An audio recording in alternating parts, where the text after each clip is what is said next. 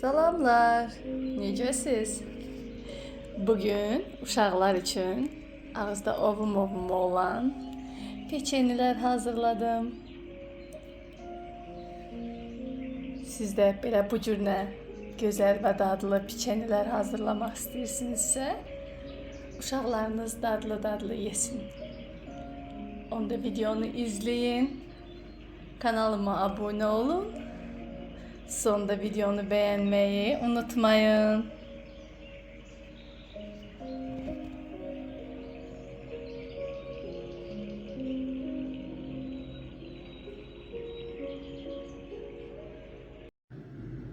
...70 qram şeker tozu, 1 ədəd yumurta, 70 ml duru yağ əlavə edib qarışdırırıq.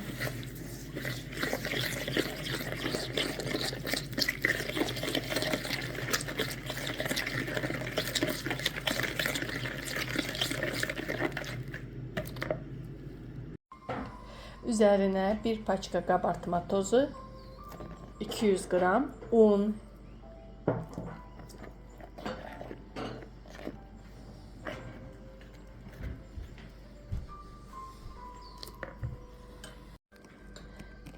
xəmirimiz hazırdır. Onu da qeyd edim ki, sonradan yarım stakan un əlavə etdim. Yumuşak, ələ yapışmayan xəmir alındı.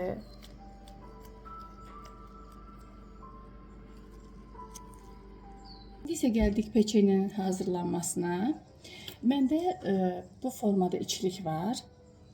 Keçən videomda, vlogda görürsəz, bilərsiniz ki, kət hazırlamışdım. Kətənin içiliyindən qalmışdı. Əgər siz bu içilikdən hazırlamaq istəyirsinizsə, həmin o vlogu izləyib necə hazırladığıma baxa bilərsiniz. Yəni burada çetin heç bir şey yoxdur. Undu, yağdı, şeker tozu da karıştırıp bax bu formada içliği hazırladım. Və yaxud siz içlik yox, adi evdə kakos varsa kakosdan da istifadə edə bilərsiniz. Yəni kakosu belə qaba döküb içərisində həmin o peçenin xəmirini fırlada bilərsiniz. Və yaxud da şokolad varsa şokolad səpə bilərsiniz üzərinə. Hər hansı bir evdə var, ondan istifadə edə bilərsiniz. İndi isə biz keçirik peçenimizin hazırlanmasına. Əvvəl xəmirdən götürüb bu formada kündələyib, uzunsov forma eləyib, bax bu forma. Həmin içliğin içərisinə gezdiririk.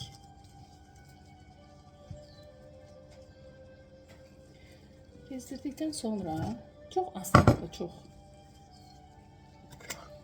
vilka ilə üzərinə basırıq.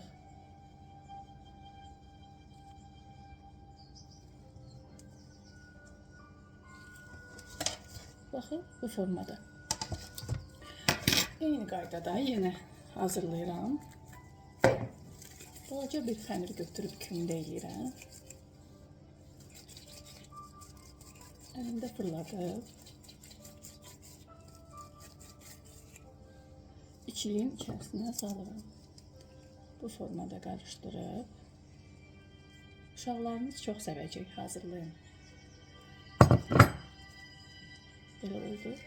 İndi isə yine eyni qaydada vilka ilə üstünü basırıq. Bu formada davam edirəm. Peçenilərimizi 180 derecede sobada pişiririk. Peçenilərimiz sobada pişirilər.